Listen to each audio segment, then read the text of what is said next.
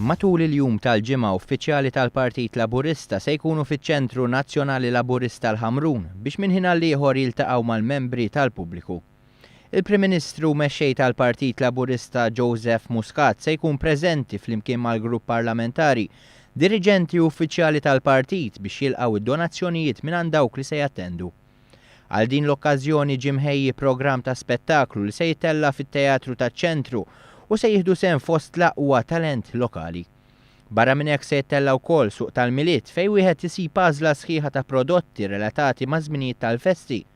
Il-programm se jintwera fi trasmissjoni diretta fuq One fejn se jittella wkoll features marbutin mal-ġrajja ta' 13 ta' Diċembru meta Malta saret Repubblika fl-1974.